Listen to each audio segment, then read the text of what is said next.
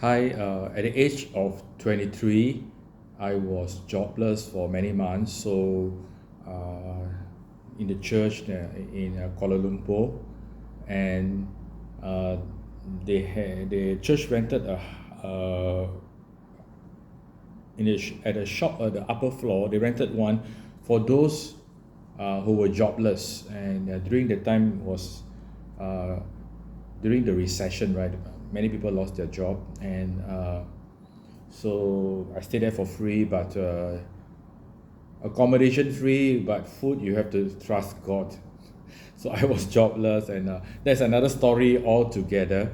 But I was really had time to, I had the time to reflect on my life, and I was 23, and I was thinking about my schoolmates by the time should have been like in the workforce. I was in the top class of the school, uh, and I most of my friends, they were kind of successful driven, and so my best friends were probably working in an audit firm and into accounting and into business and etc. So here I am, jobless. So it's really like, but this struggle I couldn't let go. I couldn't let go, and I had time to have my devotion. I should usually have it in the afternoon where nobody is around. So God was dealing with me to let go. I mean, a normal person would think about your career, your future. You want to get married, you're going to buy a property, you think about your retirement, and you think about children and everything. But God wanted me to give up everything. And that's what it means, like really, like, surrender, real surrender, everything. So it was a struggle, and one day, uh, I really decided, fully, totally decided to just let go. I said, God, I let go. I do not want to think about my future anymore, about career, about family, about property, about all these things that any normal guy would think about. And suddenly, I felt, the presence of God came upon me, and I felt like in a few seconds, cool sensation coming down here, and the best way for me to describe it is when I was during my primary school days.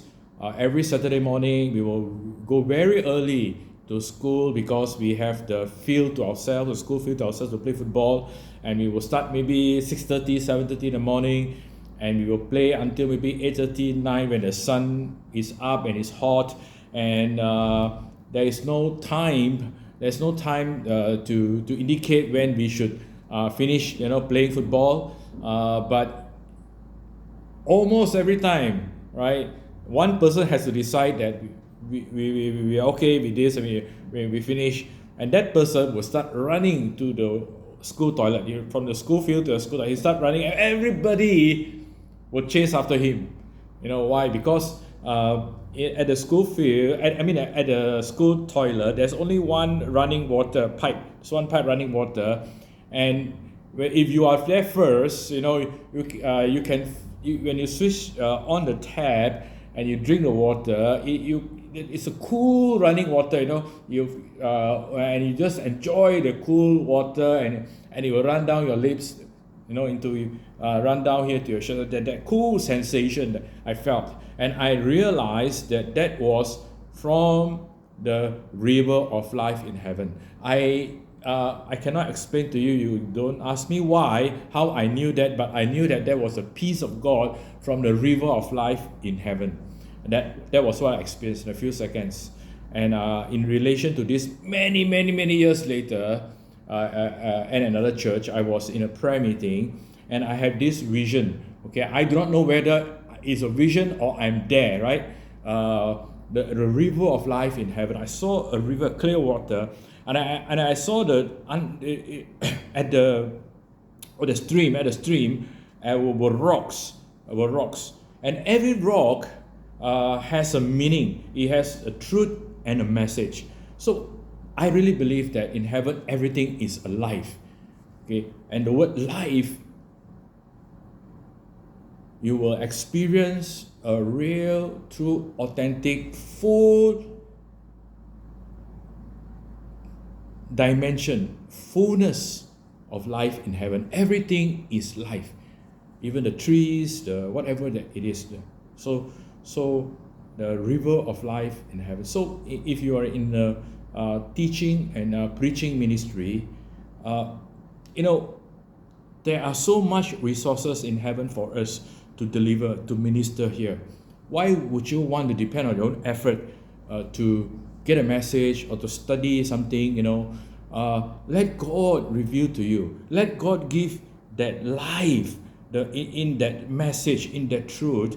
And another thing, maybe it's hard to believe, but in heaven, okay, if you are gifted to preach or to teach, in heaven there is a library where all the files are stored of the revelational truths, the deep truths, the secrets of the kingdom, secrets of God is there. And if you are called into the teaching ministry, God will give you access. God will give you access. Of course, the sovereign leadership of God is still over your life, but God gives access to certain truths, certain messages, right? And the angels are involved. Bible says the angels are messengers to minister to the heirs of salvation. If the angels are sent to minister to the heirs of salvation, how much more servants of God ministering and preaching the word? So the angels, right, will help you in getting the message. So it's not a struggle to get a message. No, it's not struggle to get revelational truths. I have Manglish. In Singapore, English is called Singlish. That is how it's spoken. In Malaysia, it's called Manglish. Mine is Manglish. I mean, a car. My English language is like a car made an accident. So mangle, right? Out of shape, out of form, but it's not the delivery. It is the substance. It's the spirit.